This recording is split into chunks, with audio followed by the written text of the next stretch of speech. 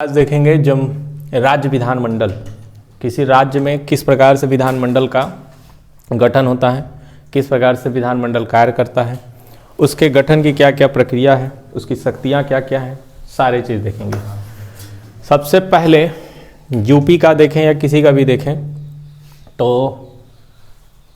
ये चीज़ हम देखना चाहेंगे कि सबसे पहले यूपी का, अगर हम जैसे अपने स्टेट का देखेंगे तो यूपी कब स्थापना हुआ यूपी का, ये बैग के पीछे आपको पता होना चाहिए। तो कब हुआ था, कुछ पता है आपको? 1950। 1937 1 अप्रैल स्थापना दिवस। अभी आप देने जा रहे हैं किसका, मतलब उत्तर प्रदेश का तो अभी आएगा, स्टेट पीसीएस या यूपीएससी आएगी। यूकेपीएससी का है। यूकेपीएससी का गठन कब हुआ है, मतलब सॉरी यूकेपीएससी का, उत्तराखंड का गठन कब हुआ है, उत्तराखंड राज्य का याद है? नहीं याद है? नवंबर 2000, 9 नवंबर आई थिंक है, 9 नवंबर 2000, सन 2000। इसके बाद बचा कौन सा? बिहार। बिहार का कब हुआ है स्थापना दिवस? 22 मार्च 1912। ठीक है, वो आप कर लीजिएगा, 22 मार्च 1912। तो ये हर राज्य में अपना एक, उनके यहाँ के विधायिका को एक बनाया गया है, एक शक्ति दी गई है, उसी को क्या कहा जाता है? विधानमंडल। विधानमंडल में 3 आते हैं, जैसे संसद के 3 अंग होते हैं उसी प्रकार से विधानमंडल के भी 3 अंग हैं, अभिन्न अंग जिनको कहा जाता है, 3 अंग होते हैं। कौन? एक राज्यपाल, दूसरा विधान परिषद, तीसरा विधानसभा। विधानसभा और राज्यपाल तो लगभग 22 राज्यों में है, 6 राज्यों में लगभग द्विसदनात्मक प्रणाली है जहाँ विधान परिषद बढ़ जाता है। तो इन सब चीज़ों का हम आज के इस वीडियो में पूरा अध्ययन करेंगे, समझेंगे, और आपको आज के जितने भी चीज़ें ऐसी हैं जो अभी तक आपने नहीं किया होगा या सुना नहीं होगा, वो सब आप इसमें से निकाल लीजिए। टू द फैक्ट पॉइंट्स हैं, इससे क्वेश्चन आते हैं। एक वीडियो या एक क्लास इस पे और होगा, उसमें हम कूट वाले प्रश्न को समझेंगे। तो सबसे पहले स्टार्ट करते हैं, देखते हैं कि विधानमंडल कैसे है और कहाँ है। ठीक है, 6वां भाग है ये, संविधान का 6वां भाग है, जिसमें अनुच्छेद 168 से लेकर 212 तक इसके प्रावधान किए गए हैं। गठन, कार्यकाल, प्रक्रिया और विशेषाधिकार और शक्ति, ये सारी चीजें आपको इसमें पढ़नी है। जब भी आप इसके नोट्स को मेंस लेवल के लेवल में बनाइए, इसमें क्वेश्चन आता है मेंस लेवल में, देखिए ये एक बीच में मैं लिख दे रहा हूं, ठीक है। तो आप सबसे पहले गठन को अच्छे तरीके से समझिए, उसके बाद इसकी प्रक्रिया क्या है, चुनाव कैसे होता है, योग्यता क्या होती है वो समझिए। उसके बाद इसकी शक्तियां क्या है, या किस किस तरह के विधेयक को पारित कर सकती है, कौन कौन सी शक्तियां राज्यपाल को विधानमंडल से संबंधित प्राप्त हैं, उसको करिए। उसके बाद इसके विशेषाधिकार क्या है, ये करें। ऐसे पॉइंट बाय पॉइंट अगर किसी चीज को आप तैयार करेंगे तो वो आपको मेंस लेवल के परिप्रेक्ष्य में तैयार हो जाएगा। इन चीज़ों का आप इसी प्रक्रिया से इसको तैयार किया कीजिए। सीधे टू द फैक्ट कोई पढ़ाए और उसको एक एक पॉइंट करते हुए पढ़ते चले जाएं, ऐसा नहीं है। आपका लॉजिक होना चाहिए कि गठन क्लियर होना चाहिए आपको, उसकी गठन के बाद प्रक्रिया कैसे चलती है, चुनाव की प्रक्रिया क्या है, प्रत्यक्ष है, अप्रत्यक्ष है, समानुपातिक प्रतिनिधि प्रणाली है, एकल हस्तांतरित प्रणाली है। उसके बाद शक्तियाँ क्या क्या हैं, उनसे संबंधित किसके पास कौन सी शक्ति है, विधानसभा ज़्यादा पावरफुल होता है, विधान परिषद ज़्यादा पावरफुल होता है, किस क्षेत्र में विधान परिषद का अधिकार क्षेत्र आता है, ये सारी चीज़ें आपको पता होनी चाहिए, तब जाके कंप्लीट आपको एक पॉलिटी का सेक्टर तैयार होता है। इससे आजकल पॉलिटी के क्वेश्चन बहुत ही मॉडरेट आ रहे हैं, पहले की तरह सीधे आर्टिकल नहीं पूछा जाता है। आज के प्रश्न मॉडरेट होते हैं और उन प्रश्नों को करने में हमें थोड़ी परेशानियां होती हैं। उसका सिंपल सा कारण यही है कि हम फैक्ट टू फैक्ट पढ़ते हैं और उसके इन चीज़ों को ध्यान नहीं रखते हैं। इन चीज़ों का विशेष आपको ध्यान रखना है। इस प्रक्रिया से आप किसी भी टॉपिक को पढ़िए, पॉलिटी एकदम क्लियर हो जाएगा। तो इस तरीके से आप पढ़िएगा। चलिए आज हम देखते हैं फिर आगे। गठन जो है 6 राज्यों में द्विसदनात्मक प्रणाली है। कौन कौन से? आंध्र प्रदेश है, तेलंगाना है, उत्तर प्रदेश है, बिहार है, महाराष्ट्र है, कर्नाटक है, जम्मू कश्मीर है। ठीक है, तमिलनाडु, अब कुछ इसके रिलेटेड कुछ बातें हैं वो हम आपको बता दे रहे हैं। तमिलनाडु विधान परिषद अधिनियम 2010 में लाया गया था विधान परिषद को लागू करने के लिए, विधान परिषद को अटैच करने के लिए। ऊपर 6 राज्यों में आप देखेंगे तमिलनाडु नहीं है, तो तमिलनाडु में भी विधान परिषद की प्रक्रिया को शामिल करने का प्रयास किया गया था। किस परिषद अधिनियम से? तमिलनाडु विधान परिषद अधिनियम 2010 में, लेकिन आज तक लागू नहीं हुआ है।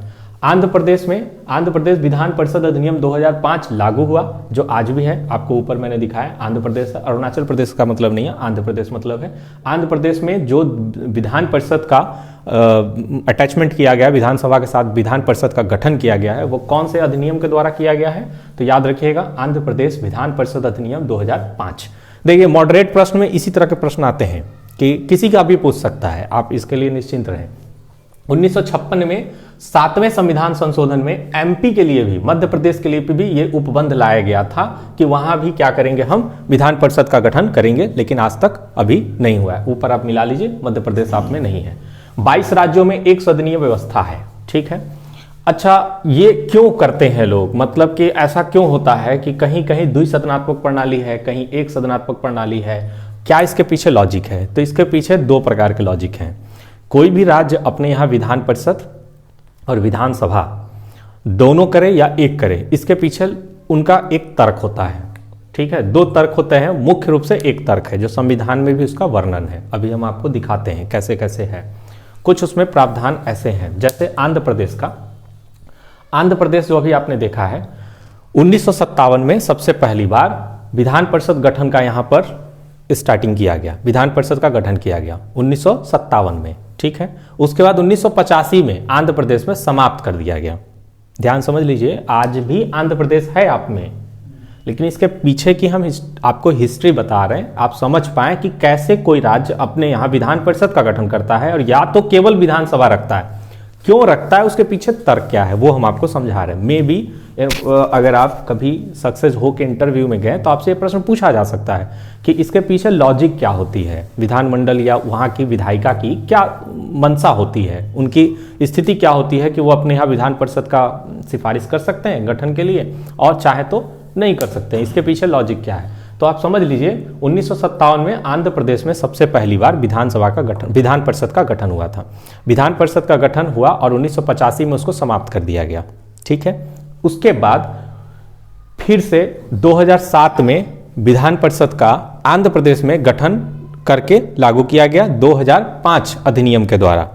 आंध्र प्रदेश विधान परिषद अधिनियम 2005 के अंतर्गत पुनः 2007 में आंध्र प्रदेश में द्विसदनात्मक प्रणाली लागू हो गई। इसके पीछे रीजन क्या था?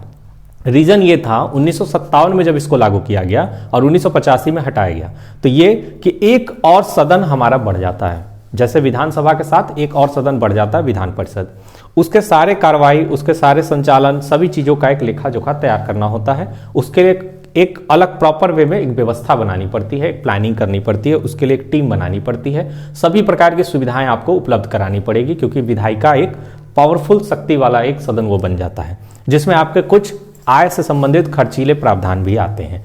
तो ये शुरुआत में रखा गया था कि खर्चों के आधार पर कोई भी राज्य अगर चाहे तो अपने यहाँ विधान परिषद का गठन कर सकती है या गठन है तो उसे हटा सकती है, यानी खर्चीला आधार इसको बनाया गया है, पहला। दूसरा, कभी कभी ऐसा राजनीतिक परिप्रेक्ष्य में यह भी माना जाता है क्या कि कोई भी स्टेट इसे अपने यहाँ लागू करने से कतराती है या बचती है। उसका कारण यह है कि यदि कोई विधेयक लाना होता है तो विधान परिषद भी रहेगा, तो विधान परिषद में भी पास कराना पड़ेगा, तो मे भी दो जगह उनको थोड़ी परेशानियों का सामना करना पड़ता है। ये राजनीतिक परिप्रेक्ष्य है, लेकिन संवैधानिक परिप्रेक्ष्य में खर्चीला आधार दिया गया है। चलिए आगे देखते हैं। 22 राज्यों में एक सदनीय व्यवस्था लागू की गई। अधिकतम क्या संख्या हो सकती है सदस्यों की? 500 से, और न्यूनतम 60 हो सकती है। ये मैं आपको बता रहा हूं विधानसभा का। विधानसभा में अधिकतम संख्या कितनी हो सकती है? 500, और न्यूनतम 60 हो सकती है। इससे संबंधित बहुत सारे संविधान संशोधन किए गए हैं, उतना डीपली आपसे पूछेगा नहीं। फिलहाल में जो संविधान संशोधन लास्ट वाला था, उस संविधान संशोधन में इसकी व्यवस्था 2026 तक बनाई गई है। 2026 तक कोई भी सदन या कोई भी संसद भी इस बात को मान चुकी है कि 2026 के पहले हम किसी की सीट को कम नहीं करेंगे और किसी की सीट को हम बढ़ाएंगे नहीं। तो ये अधिकतम 500 हो सकता है और न्यूनतम 60 हो सकता है। इससे संबंधित कुछ अपवाद के रूप में कुछ क्षेत्र के आधार पर, जनसंख्या के आधार पर इसका गठन होता है। याद रखिएगा सदस्यों की संख्या। अरुणाचल प्रदेश और सिक्किम और गोवा में 30 है, मतलब न्यूनतम 30, इससे ऊपर है कम से कम 30, इससे नीचे नहीं जा सकते। तो आप देखेंगे कहीं 30 से ऊपर होगा और 40 के नीचे होगा। मिजोरम नागालैंड में क्रमशः 40 और 46 है, यानी मिजोरम में कितने हैं? 40, और नागालैंड में कितने हैं? 46। एक बात याद रखिएगा, कभी कभी कूट वाले प्रश्नों में, यूपीएससी में यह प्रश्न आया हुआ है, इनसे संबंधित, मिजोरम और नागालैंड से। क्या आपको इसमें समझना है, समझ लीजिए। नागालैंड और सिक्किम में कुछ सदस्य अप्रत्यक्ष रूप से भी चुने जाते हैं, इस बात को याद रखिएगा आप लोग। नागालैंड और सिक्किम में कुछ सदस्य राज्यपाल के द्वारा अप्रत्यक्ष रूप से भी चुने जाते हैं। ये कौन से सदस्य होते हैं? ये विशेष जनजातीय समुदाय के सदस्य होते हैं, जो वहां पर उनकी जनसंख्या अधिक होती है और उन जनसंख्याओं का प्रतिनिधित्व करने वाला कोई ना कोई सदस्य होना चाहिए, इसलिए अप्रत्यक्ष रूप से इनको चुना जाता है। ठीक है, उत्तर प्रदेश में ऐसा सिस्टम नहीं है, ये बात याद रखिएगा। नामित सदस्य जो होंगे वो राज्यपाल के द्वारा होते हैं कितने? एक सदस्य होते हैं। आंग्ल भारतीय समुदाय, इससे पीछे भी आपको लॉजिक बता दे रहे हैं। 1960 तक यह प्रावधान रखा गया था कि हर 10 साल पे इसको क्या किया जाएगा? रिन्यू करके देखा जाएगा, इसकी समीक्षा की जाएगी, और यदि यह सिस्टम बढ़ाने की आवश्यकता होगी, जो नामित सदस्य है राज्यपाल के द्वारा एक सदस्य आंग्ल भारतीय, तो इसको अगले 10 साल के लिए फिर बढ़ाया जाएगा। यह आज तक चली आ रही है प्रक्रिया। अभी अभी आपके कहां पे खत्म हुई है? संसद में, लोकसभा में खत्म हुआ है। नरेंद्र मोदी सरकार ने इसको खत्म किया है। आंग्ल भारतीय समुदाय के 2 व्यक्ति का जो चुनाव होता था, एक व्यक्ति का, उसको हटा दिया गया है। ठीक है, तो ये अब हो सकता है भविष्य में हट जाए, लेकिन राज्य का है मैटर, इसलिए राज्य अभी इसको नहीं छेड़ा है। कार्यकाल कितना होता है? 5 वर्ष। ठीक है, विधानसभा का कार्यकाल अभी मैं बता रहा हूं आपको 5 वर्ष होता है। इससे पहले यदि सरकार गिर जाती है तो वो अपनी उनकी है, उनका कार्यकाल कम हो सकता है। 1/3 सदस्य, अब इसमें विधानसभा का आपको मैंने बता दिया, यहां विधान परिषद है। विधान परिषद का कितना होता है? 6 वर्ष कार्यकाल, एक सदस्य का 6 वर्ष होता है। लेकिन याद रखिएगा 1/3 सदस्य जैसे कि राज्यसभा में सेवानिवृत्त होते हैं, हर 2 साल पे 1/3 सदस्य क्या हो जाते हैं? सेवानिवृत्त हो जाते हैं। आइए एक एग्जाम्पल के थ्रू आपको समझाते हैं।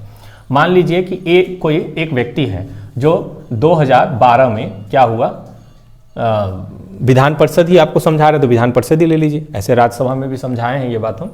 विधान परिषद का सदस्य बन गया, ठीक है, विधान परिषद का सदस्य बन गया। और दूसरा जो बी है वो कब बना? 2014 में, ठीक है, या 2013 में बना।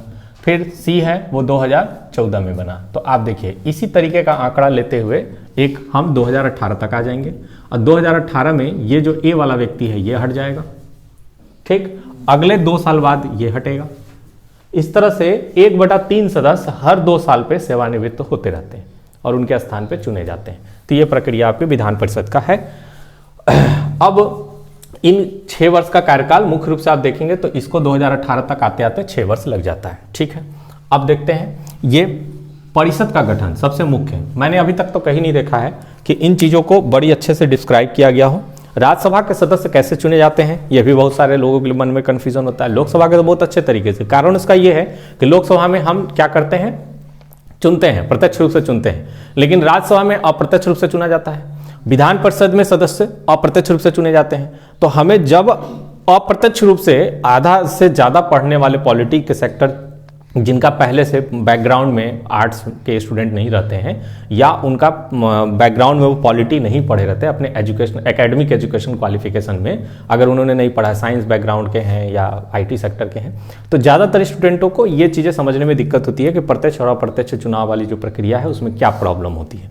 तो जो प्रत्यक्ष वाला होता है वो बड़ी इजीली समझ में आता है। जनता के द्वारा चुना जाता है, जनता के द्वारा चुन के आता है और वो निर्वाचित होकर बैठ जाता है, ठीक है, मनोनीत नहीं होता है। लेकिन उसी के जगह पे अप्रत्यक्ष वाली प्रणाली में जब आते हैं वो, तो एक अलग प्रणाली होती है, एक अलग सिस्टम से चुनाव होने लगता है, तो वो उनको कम समझ में आता है। सेम वहां पे परिषद का गठन का भी यही प्रक्रिया है जैसे राज्यसभा में, ठीक है। इसको अच्छे तरीके से समझ लेना है कि कौन से सदस्य होते हैं। आपको ये 100% इसमें से अगर क्वेश्चन बनाएगा राज्य विधानमंडल से, तो विधान परिषद से अगर क्वेश्चन पूछेगा तो आपसे सदस्य कैसे चुने जाते हैं, गठन कैसे होता है, उससे संबंधित कूट वाले प्रश्न आपको मिलेंगे देखने को, ठीक है। इसलिए इसको ध्यान समझ लीजिए। अधिकतम संख्या 1/3 विधानसभा के सदस्य होंगे। जो विधानसभा में चुने हुए जीत के आए हुए विधायक हैं उनमें से 1/3 सदस्य विधान परिषद के भी सदस्य बनेंगे। ये बात आप 100% जान लीजिए, ठीक है। 100 अगर सदस्य की संख्या है, एक बात कह रहे हैं, 100 सीट अगर है तो 33 सीट कौन होंगे, विधानसभा के विधायक होंगे। बाकी 67 सीट पे जो खेल है वो होगा। आइए 1/3 सदस्य स्थानीय निकायों से, ये विधान परिषद का तो मैं विधानसभा का तो मैंने बता दिया 1/3।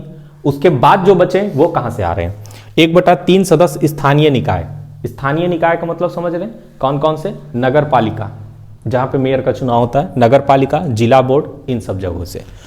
1/12 सदस्यों का निर्वाचन 3 वर्ष से अध्यापन कर रहे लोग चुनते हैं, जो माध्यमिक स्कूलों में कम से कम उनके नीचे नहीं होने चाहिए। आप देखेंगे माध्यमिक स्कूलों में भी एक कमेटी होती है, माध्यमिक स्कूलों का भी एक चुनाव होता है जो स्नातक निर्वाचित चुनाव उसको कहते हैं, स्नातक पद के लिए उसमें चुनाव होता है। आप देखेंगे कॉलेज के उसमें सारे टीचर लोग भाग लेते हैं।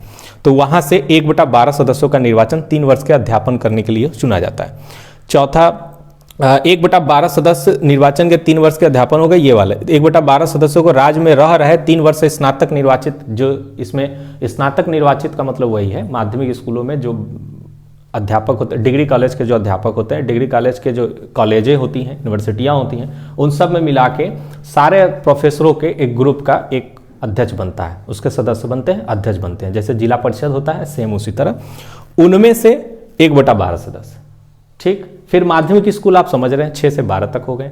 6 से 12 तक के स्कूल में जो टीचर्स होते हैं उनकी एक कमेटी बनती है, जिला परिषद की तरह जैसे ऊपर वाले का बन रहा है, उनमें से 1/12 सदस्य। दोनों समझ पाए कि नहीं आप? उसके बाद 1/3 सदस्यों का चुनाव विधानसभा के सदस्यों द्वारा किया जाता है। यही वाली पॉइंट यहाँ लिखी हुई है, 1/3 सदस्यों का चुनाव विधानसभा में जो विधायक रहेंगे उनके द्वारा चुना जाता है। उसके बाद 5, बाकी बचे हुए सदस्यों को राज्यपाल मनोनीत करते हैं। साहित्य, ज्ञान, कला, सहकारिता आंदोलन और समाज सेवा, इन क्षेत्रों में से राज्यपाल क्या करते हैं? चुनते हैं। कुल सदस्य 5/6 सदस्य अप्रत्यक्ष रूप से चुने जाते हैं और 1/6 राज्यपाल द्वारा नामित सदस्य होते हैं। इनमें से आपको कूट वाले प्रश्न 100% मिलेंगे देखने को। ठीक है, या तो ऐसे भी मिल सकता है कि ए कथन बी कथन करके, एक व्याख्या करता है नहीं करता है, ऐसे करके भी मिल सकता है। इसलिए ये पॉइंट्स आप एकदम ढंग से याद कर लें। 5/6 सदस्य अप्रत्यक्ष रूप से और 1/6 राज्यपाल द्वारा नामित सदस्य होते हैं, जिसे कोर्ट में चुनौती नहीं दी जा सकती है। स्पष्ट रूप से समझ लीजिए, कितना भी मॉडरेट बनाएगा इस पूरे टॉपिक को पढ़ने के बाद आप नहीं फंसेंगे। इसलिए मैं सारे पॉइंट्स इसमें डाल दिया हूं। आप ध्यान से समझ लीजिए कि जो राज्यपाल के द्वारा नामित सदस्य हैं उनको आप चाहें तो हाई कोर्ट में, सुप्रीम कोर्ट में चुनौती नहीं दे सकते कि नहीं राज्यपाल गलत चुन रहे हैं या ऐसा कुछ आपको मतभेद है तो नहीं दे सकते। ठीक, दूसरी बात, विधानसभा जो होता है वो अस्थायी है, सॉरी विधान परिषद जो होता है वो अस्थायी है। अभी मैंने आपको दिखाया 1957 में आंध्र प्रदेश में बना, 1985 में समाप्त हो गया, यानी अस्थायी सदन है। विधानसभा अपने अच्छा करेगी कैसे, इसके पीछे भी लॉजिक समझ लीजिए। 2/3 विधानसभा के 2/3 सदस्य का विशेष बहुमत, ठीक है, चाहिए गठन करने के लिए या समाप्त करने के लिए, दोनों में यह प्रक्रिया है। और गठन और समाप्त अगर हम करते हैं तो यह संविधान संशोधन अनुच्छेद 368 का हिस्सा नहीं माना जाएगा। ये जो आप करेंगे काम, इसके हम ये नहीं कहेंगे कि संविधान संशोधन की प्रक्रिया के द्वारा ये हटाया जा रहा है विधान परिषद या विधान परिषद का गठन किया जा रहा है संविधान में संशोधन करके, नहीं, संविधान संशोधन 368 का प्रयोग इसमें नहीं है। क्या है? 2/3 सदस्य का विशेष बहुमत विधानसभा के अगर आपको मिलता है तो आप गठन कर सकते हैं, या आपको हटाना है, समाप्त करना है तो आप समाप्त कर सकते हैं। यही है अस्थायी सदन, इसीलिए कहा जा रहा है उसको। यहां पर अस्थायी सदन नहीं कहा जा रहा है, मतलब अस्थायी है वो, आप हटा भी सकते हैं और रख भी सकते हैं। राज्यसभा में ऐसा नहीं है, राज्यसभा इस जगह पे अलग है, स्थायी सदन है राज्यसभा, याद रखिएगा, वो कभी नहीं हटता। चुनाव कैसे होता है? एकल संक्रमणीय मत के द्वारा, याद रखिएगा, समानुपातिक प्रतिनिधित्व प्रणाली, सेम थ्योरी राष्ट्रपति में जैसे है वही वाली थ्योरी यहां भी है। प्रेफरेंशियल वोटिंग सिस्टम है, प्रेफरेंस के आधार पर इनका चुनाव होता है। इतनी बात समझ में आ गई? इससे संबंधित जितने भी पॉइंट्स हैं इन सब को आपको अच्छे से समझ लेना है। देखिए, जम्मू कश्मीर में जो अभी आया है, जम्मू कश्मीर विधान परिषद पुनर्गठन अधिनियम 2019 के द्वारा इसे समाप्त किया गया। ठीक है, किसे? विधानसभा का, जो विधानसभा में अभी तो मान लीजिए तो है, इसलिए यहां पे हमने लिख दिया है कि जम्मू कश्मीर विधान परिषद पुनर्गठन अधिनियम 2019 के द्वारा जो पहले नहीं था वहां पर अब उसका गठन किया गया है। तो पहले नहीं था, उसको समाप्त कर दिया गया, अब उसका गठन किया गया है। इसलिए कौन से 6 राज्य हैं वो आप याद कर लीजिए, वो 6 राज्य आपके सामने हैं। इनसे जुड़े हुए कुछ और भी पॉइंट्स हैं, हम नेक्स्ट क्लास में उसको देखेंगे। बहुत सारे ऐसे चीजें हुए हैं, जैसे तमिलनाडु है, तमिलनाडु में 1986 में समाप्त कर दिया गया, पश्चिम बंगाल में फिर समाप्त कर दिया गया। इन सब चीजों को अलग अलग तरीके से समाप्त किया गया है। हाई कोर्ट में चुनौती या सुप्रीम कोर्ट में चुनौती नहीं दे सकते हैं। ठीक है, जब भी आप पॉलिटी के क्लास को करें या पॉलिटी पढ़ा करें तो अब जब एग्जाम करीब आ रहा है तो आप रिवाइज का भी सिस्टम अपनाएं कैसे रिवाइज करना है उसको भी समझ लीजिए। जब आप पढ़ा करें जो टॉपिक सामने आए उस टॉपिक से रिलेटेड पीछे के पार्ट्स को आप बदलें। जैसे हम आपको एक एग्जांपल बता रहे हैं, मान लीजिए हम इस वाले पॉइंट पे हैं, मान लीजिए एक बात हम करें 1/6 राज्यपाल द्वारा नामित सदस्य जो हैं इनको कोर्ट में चुनौती नहीं दे सकते। कहाँ नहीं दे सकते? हाई कोर्ट में। अगर हम उत्तर प्रदेश के परिप्रेक्ष्य में बात करते हैं तो उत्तर प्रदेश के हाई कोर्ट में चुनौती नहीं दे सकते। तो हमें यह देखना होगा कि उत्तर प्रदेश का जो हाई कोर्ट है, ठीक है, वो कब गठन हुआ। मतलब हमें रिवाइज अगर करना है तो कौन से पॉइंट पे कौन सी चीज आई उसको भी रिवाइज करते चलना है। तो हाई कोर्ट आया तो हाई कोर्ट का पूरा रिवाइज कर लीजिए।